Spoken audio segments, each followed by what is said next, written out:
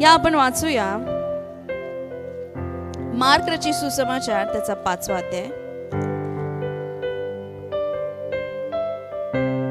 पहिल्या वचनापासून. मार्क 5 पहिला. मग ते समुद्राच्या पलीकडे गरसेकरांच्या देशात आले आणि तो मछव्यातून उतरताच अशुद्ध आत्मा लागलेला एक माणूस कबुतरातून निघून त्याला भेटला. तो कबरात राहत असे व त्याला साखळदंडाने बांधून ठेवणे आता कोणाला शक्य नव्हते, कारण त्याला पुष्कळ वेळा बेड्यांनी व साखळदंडाने बांधले असताही त्याने साखळदंड तोडून टाकले होते व बेड्यांचे तुकडे तुकडे केले होते आणि त्याला वठणीवर आणण्याचे सामर्थ्य कोणालाही नव्हते. तो नेहमी रात्रंदिवस कबरांमध्ये व डोंगरांमध्ये राहून ओरडत असे व दगडाधोंड्याने आपले अंग ठेचून घेत असे. येशूला धरून पाहताच तो धावत आला व त्याच्या पाया पडला आणि मोठ्याने ओरडून म्हणाला, हे येशू परात्पर देवाच्या पुत्रा, तू मध्ये का पडतोस? मी तुला देवाची शपथ घालतो, मला छळू नकोस. कारण तो त्याला म्हणत होता, अरे अशुद्ध आत्मा, या माणसातून निघ. त्याने त्याला विचारले, तुझे नाव काय? त्याने उत्तर दिले, माझे नाव सैन्य, कारण आम्ही पुष्कळ आहो आणि आम्हास या देशातून घालू नको, अशी तो त्याला आग्रहाने विनंती करीत होता. तेथे डोंगराच्या कडेला डुकरांचा एक मोठा कळप चरत होता. तेव्हा भूतांनी त्याला विनंती केली की आम्ही त्या डुकरात शिरावे म्हणून त्यांच्याकडे आम्हास लावून दे. मग त्याने त्यास परवानगी दिली. तेव्हा ते अशुद्ध आत्मे निघून डुकरात शिरले आणि तो सुमारे 2000 डुकरांचा कळप तडक धावत जाऊन कड्यावरून समुद्रात पडला व पाण्यात गुदमरून मेला. डुकरे राखणारे पळाले व त्यांनी गावात व शेतामळ्यात हे वर्तमान सांगितले. तेव्हा काय झाले हे पाहावयास लोक आले. ते येशू जवळ आल्यावर तो भूतग्रस्त म्हणजे ज्या सैन्य होते तो बसलेला, वस्त्र पांघरलेला आणि शुद्धीवर आलेला त्यांच्या दृष्टीस पडला आणि त्यांना भीती वाटली.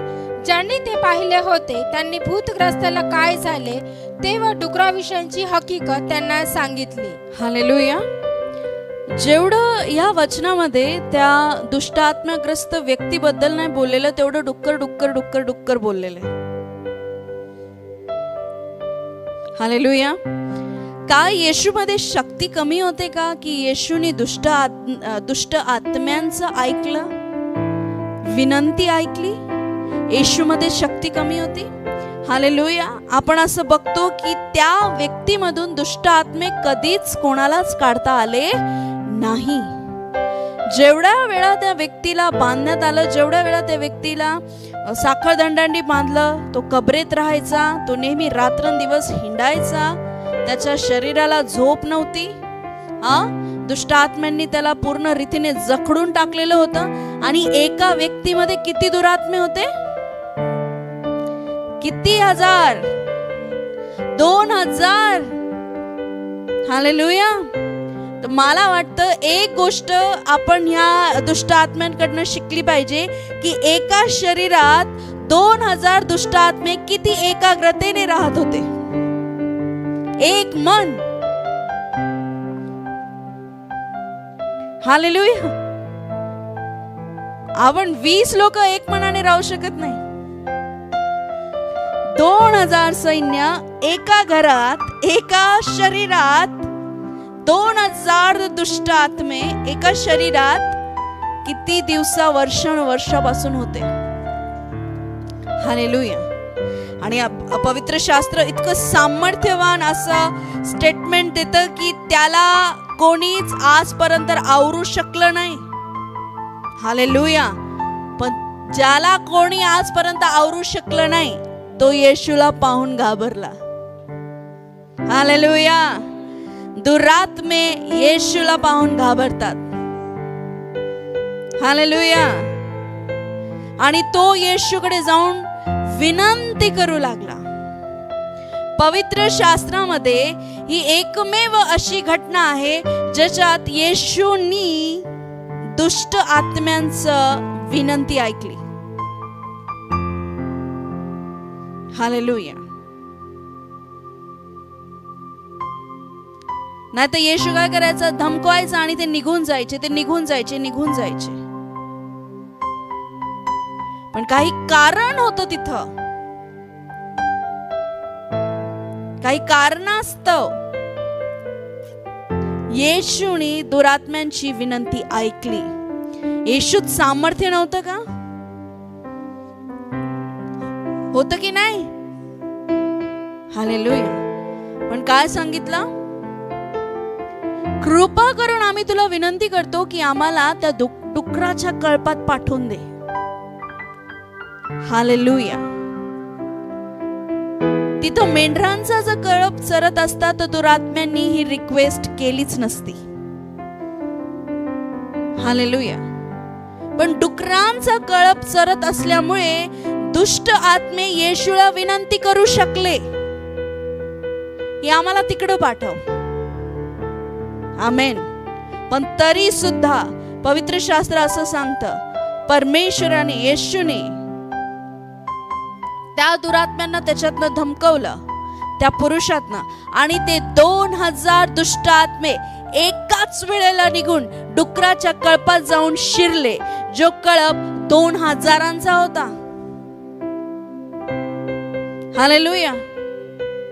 आणि ते सगळेचे सगळे पाण्यात जाऊन ते डुकर तडफडून मरून गेले. आणि जे डुकरांची चरवाही करत होते ते लोक येशूवर ओरडू लागले, तू का आमचं नुकसान केलं? हालेलुया. त्यांना कळालं नाही, डुकर इतक्या झपाट्याने पाण्यामध्ये गेले आणि मरून पडले. हालेलुया. याच्यात एक मोठं रहस्य आहे. हालेलुया.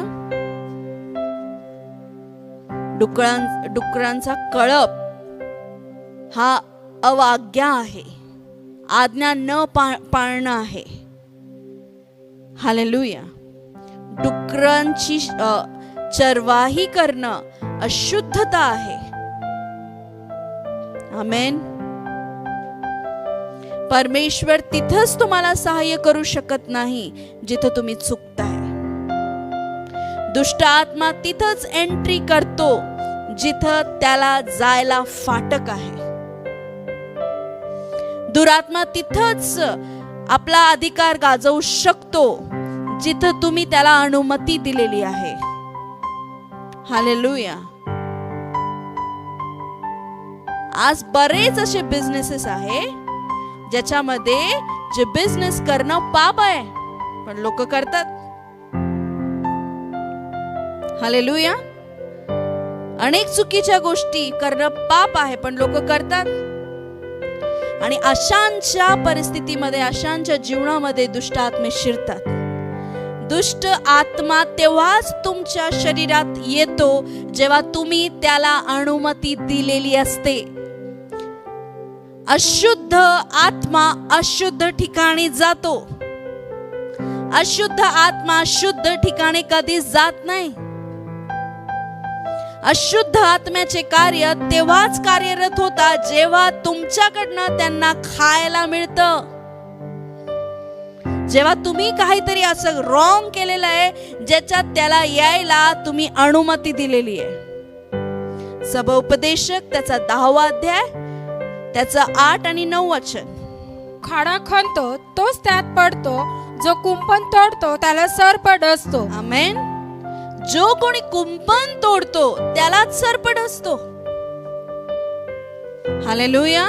जो कोणी आज्ञांना मोडतो त्याच्या जीवनात अयोग्य काम व्हायला सुरुवात होते. आमेन. हालेलुया.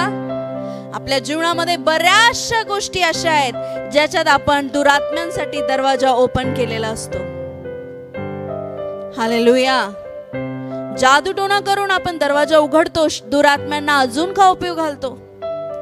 व्यभिचार करून आपण दरवाजा उघडतो, दुरात्म्यांना अजून खाऊ पिऊ घालतो.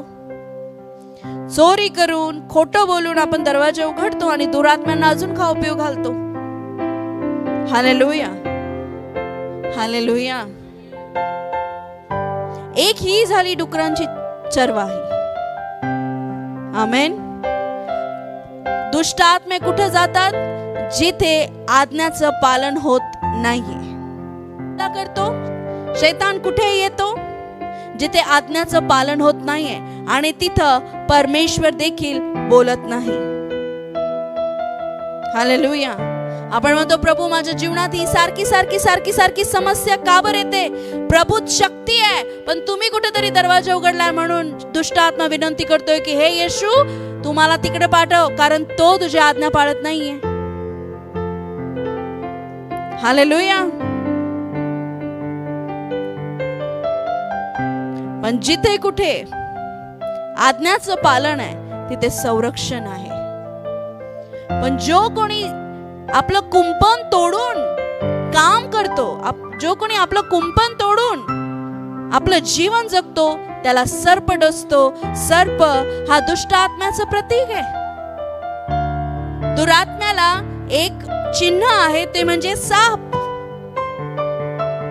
हालेलुया. सापाचं डसणं म्हणजे दुष्ट आत्म्यांचे कार्य आपल्या घरात परिवारात होऊ लागणं. हालेलुया. काही आजार हे शारीरिक थकव्यामुळे येतात, पण काही आजार हे आज्ञा न पाळल्यामुळे येतात. दुरात्म्यांच्या प्रभावामुळे येतात.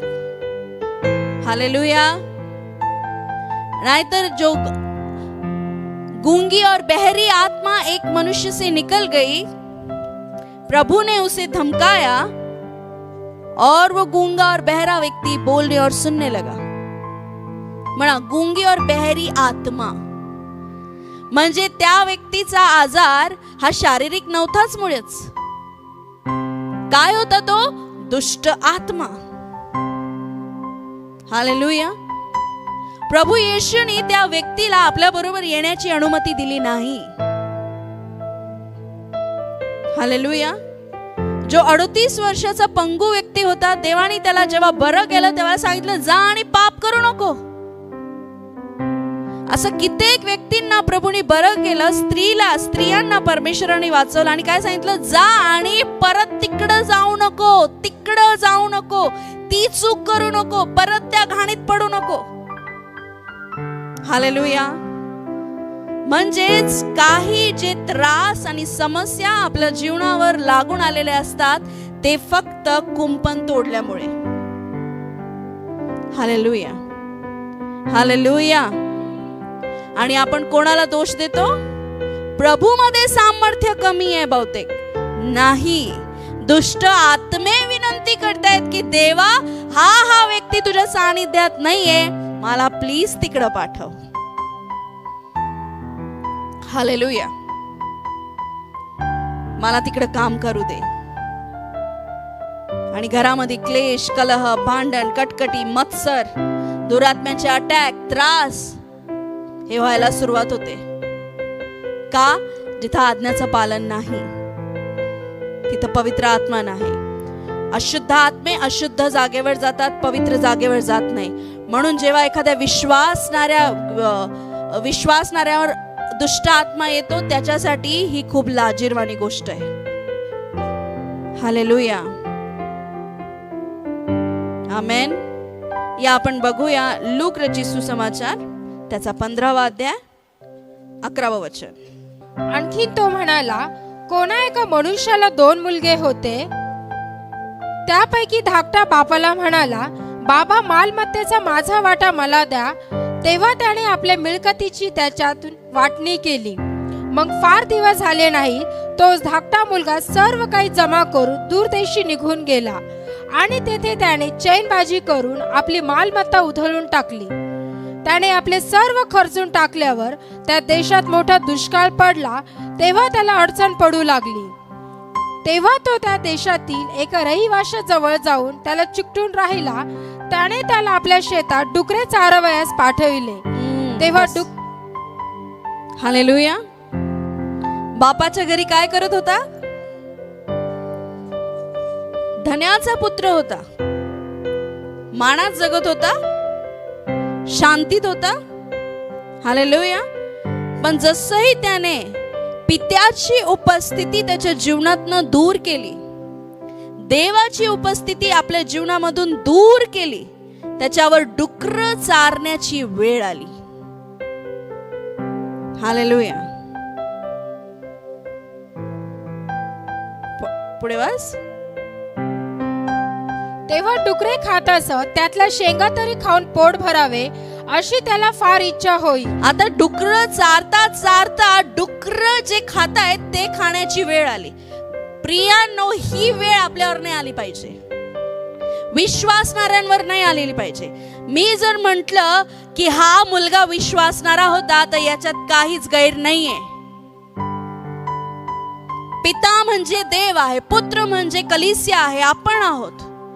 पण काही लोक आपल्या हुशारीने पित्याचं घर सोडतात, म्हणजे देवाच्या कुंपणामध्ये त्यांना राहणं आवडत नाही. हालेलुया.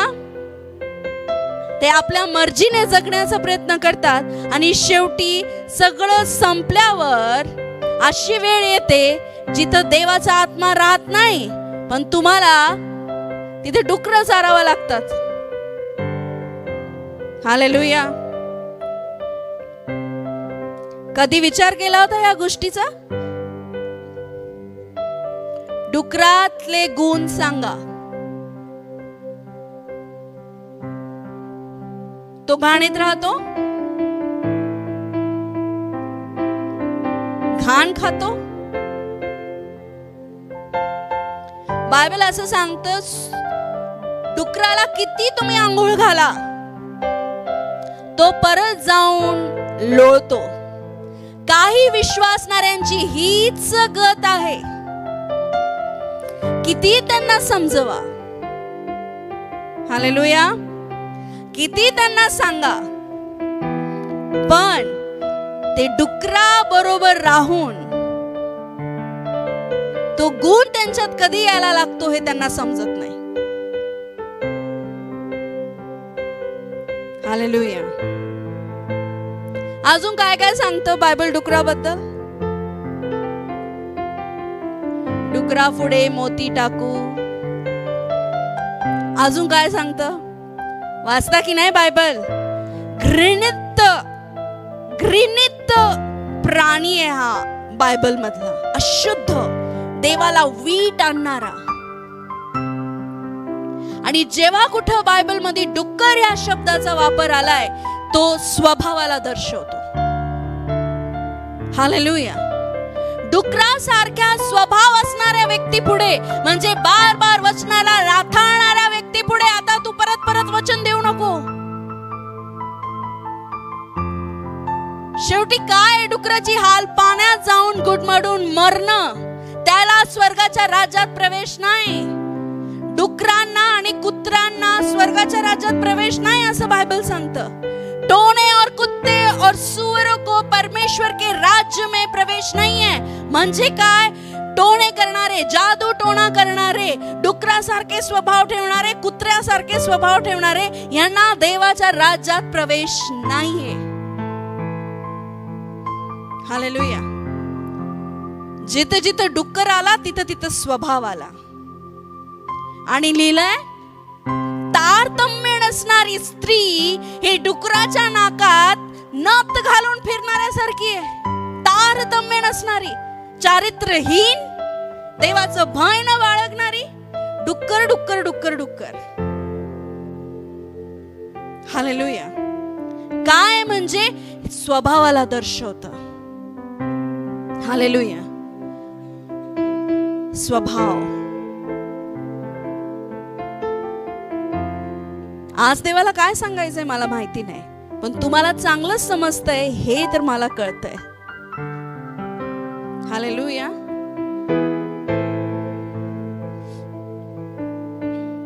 जेव्हा देवाला बोलायचं असतं तेव्हा तो बोलतो. आपण आपलं हृदय कठीण करून घेऊ नये. पौलस काय म्हटलं? कुत्तों से सावधान. कोणतं कुत्र? बाहेरचं.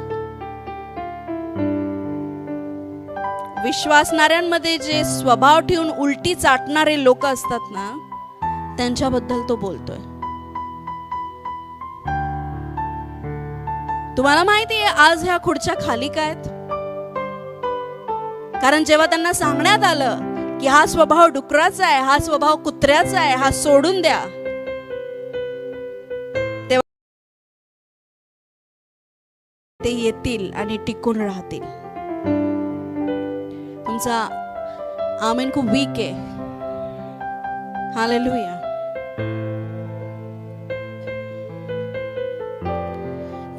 पित्याची उपस्थिती सोडून, पित्याचं घर सोडून, मान आणि सन्मान सोडून आपल्या मनाप्रमाणे वागणाऱ्या व्यक्तीला शेवटी एक वेळेस अशी वेळ येते की तो डुकराच्या शेंगा खायची वेळ येते. म्हणजे काय? चुकीच्या गोष्टी. हालेलुया. वाईट विचार, अयोग्य भाकर, डुकराची भाकर मनुष्यासाठी आहे का? सांगा की.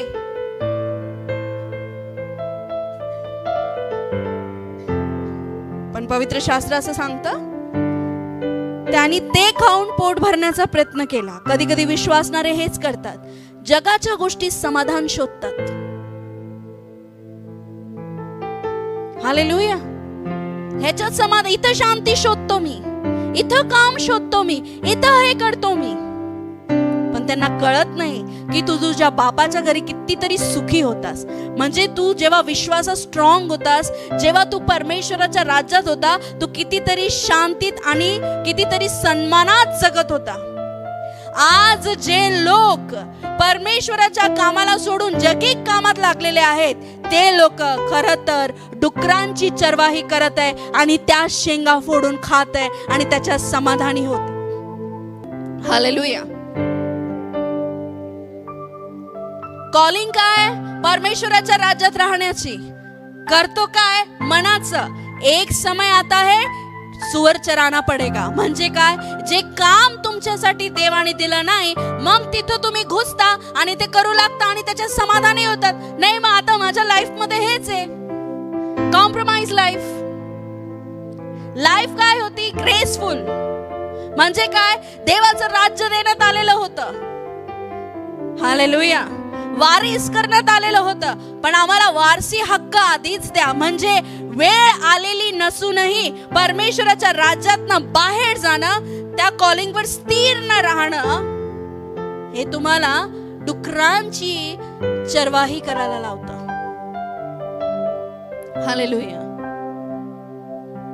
खूप लोक प्रार्थना सोडून काम करतात, डुकर चारतात. तुम्ही काय आवाज आहे देवाचा, तो सोडून डुकर चारतात. शेंगा खावा लागतील. जे अन्न तुमच्यासाठी नाही. रविवारी रिअल भाकर इथं भेटते, पण आपण भाकर कुठे खातोय? डुकराच्या कळपात.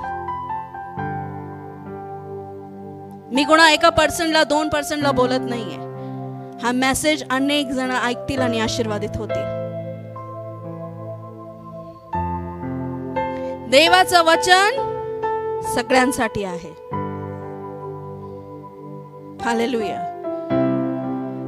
परमेश्वराचा आवाज टाळून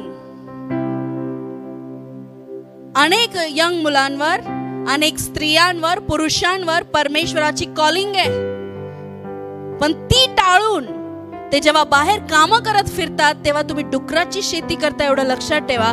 आणि त्याचं फळ म्हणजे डुकरांच्या शेंगाच. हालेलुया. नंतर पश्चातापाशिवाय काही नाही. आमेन.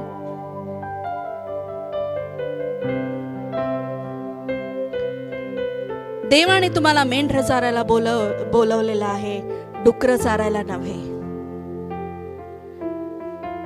देवाने देवाचं काम करायला तुम्हाला बोलवलेलं आहे. जगिक काम, जगात राहणं, हे मुळात डुकर चारणं आहे. जगिक विचार ठेवणं डुकर चारणं आहे. घरामध्ये जगिक व्यक्तींसारखं बोलणं, शिव्या आणि श्राप देणं डुकर चारण्यासारखं आहे. हे डुकरांचे गुण आहेत. परमेश्वर तुम्हाला दर हप्त्याला त्याच्या वचनाने धुतो. तुम्ही मंगळवार ते शुक्रवार जाऊन लोळतात. हालेलुया. परमेश्वराचं वचन सांगतं, 1 पेत्र त्याच्यामध्ये 2, 3, 4 अध्यायामध्ये असं लिहिलेलं आहे, जो चांगलं करतो त्याच्याशी चांगलं वागून तू स्वतःला फार हुशार समजू नको. हालेलुया. किंवा तू काहीतरी भलं काम केलंय असं तुला वाटू देऊ नको. कोणीतरी तुझ्या विरुद्ध कट आणि कारस्थान रचतोय आणि तू ते मुकाटपणे सहन करतोय, तेव्हा तू देवाचा गौरव करतोय. चांगलं वागणाऱ्यांशी चांगलं वागणं जगाला पण जमतं, पण ख्रिस्त तोच आहे जो चांगलं नसतानाही प्रेम करतो. हालेलुया. आपली कॉलिंग ओळखा, आपलं काम ओळखा काय आहे आणि आपण काय करतोय. प्रभू, मी मेंढरं चारतोय का मी डुकरं चारतोय? हालेलुया. अनेक लोकांना देवाने कशासाठी बोलवलंय? त्याची महिमा करून घेण्यासाठी. पण आज तुमच्या लाईफ मध्ये अशुद्ध आत्म्यांचे प्रभाव आहेत. याचं कारण एकमेव हेच आहे की तुम्ही स्वतःला अलाव केले दुरात्म्यांना येण्यासाठी, की आओ मेरा घर खाली है. काय लिहिलंय? जेव्हा देव तुला मुक्त करतो तेव्हा परत जाऊ नको तिथं जिथं तुझ्यावर अटॅक होऊ शकतो. रक्तस्राव स्त्री जेव्हा बरी झाली तेव्हा परमेश्वराने काय सांगितलं? जा आणि तुझ्या रोगापासून जपून राहा. काय शब्द आहे हा? तेव्हा तुझं आरोग्य दिलं तर ते परमनंट पाहिजे होतं, पण प्रभू काय बोलला? तू आता जपून राहा. तुला आरोग्य मिळालंय, तू आता तुझ्या आजारापासून जपून राहा. जेव्हा तुम्हाला देव काही आशीर्वाद देतो, जेव्हा देव तुम्हाला सोडवतो, तेव्हा त्याच्यात जपून राहा, टिकून राहा. हे तुमचं काम आहे, देवाचं नाही. हालेलुया. प्रॉफेसी जेव्हा तुमच्यावर होते, भविष्यवाणी झाली, पूर्ण नाही झाली. भविष्यवाणी देवाने करून त्याची योजना तुमच्यावर सिद्ध केली, त्याच्यावर चालणं आणि ती पूर्ण होण्यासाठी देवाची मदत करणं हे मुळातच तुमचं काम आहे. आमेन. हालेलुया. तर जेव्हा आपण देवाच्या आज्ञांना मोडतो, तेव्हा मुळात आपण डुकराची चरवाही करत असतो. पास्टरनी आज बोलवलंय मध्यस्थी प्रार्थनेला, पण आम्ही आज घरीच बसलोय. डुकरं चारणं म्हणता याला. हो, हे असंच आहे. आमेन. कारण बोलवणं सगळ्यांना येत नाही, सगळ्यांना परमेश्वर बोलवत नाही. आमेन. पण आपण किती त्याच्यावर टिकून राहतोय, की आपण प्रूफ करतो का मी त्या लायकीचा आहे म्हणून? हे तुमच्यावर आहे. बायबलमध्ये असं लिहिलेलं आहे की तुला देवाने बोलवलंय, हे मेहनत करून तू सिद्ध करून दाखव. हालेलुया. तुला देवाने बोलवलंय, हे ख्रिस्तामध्ये मेहनत करून तू सिद्ध करून दाखव की हो, माझ्यावर देवाची कॉलिंग आहे, मी केली आहे मेहनत काही नसताना. हालेलुया. हे तू सिद्ध करून दाखव. आणि एवढ्यातच थांबायचं नाहीये, अजून खूप पुढे जायचंय. आमेन. हालेलुया. वचनाचे भुकेले आणि ताणलेले लोक ह्या कलिस्यामध्ये येतील. परमेश्वर या कलिस्याचं रूपांतर करणार आहे. हालेलुया. परमेश्वर त्याचा नूर ह्या कलिस्याद्वारे दाखवेल. मी तुम्हाला सांगते, नुसतं पाळकालाच पाहून नाही, तर ह्या कलिस्याचा व्यक्ती जर एका अन्य व्यक्तीला म्हटला की मी अमेझिंग लव्ह फेलोशिपचा सदस्य आहे, तरी देखील त्यांना मान आणि सन्मान मिळणार आहे. हालेलुया. शेजारच्याला म्हणा, मेंढरं चारायचे, डुकरं नाही. हालेलुया. जेथं तुम्ही देवाचं काम आणि आज्ञा सोडली आणि ते सोडून जेव्हा तुमच्या मनाप्रमाणे तुम्ही वागताय, एक तर तुम्ही दुष्ट आत्म्यांना तुमच्यावर हावी होण्याचं अनुमती देताय, आणि दुसरं म्हणजे डुकराची चरवाही, म्हणजे जे फळ आहे ते फक्त तुम्हाला शेंगाच मिळणार आहे. पण जर तुम्ही विचार कराल, परमेश्वर म्हणतो, जर तू पहिल्याने माझ्या राज्याची, माझ्या वचनाची शोध करशील, तर तुला काय हवं नको ते सगळं मी तुला देईन. मी तुला मान आणि सन्मान आणि इज्जत देईन. हालेलुया. पण शैतानाकडे केवळ धोका आहे. जगाकडे फक्त डुकर आहेत आणि त्या शेंगा आहेत. पण देवाकडे तुमच्यासाठी मान, सन्मान, धन आणि शोहरत आहे. हालेलुया. निवड तुमची आहे. God bless you. आपल्या जागेवर उभे राहा.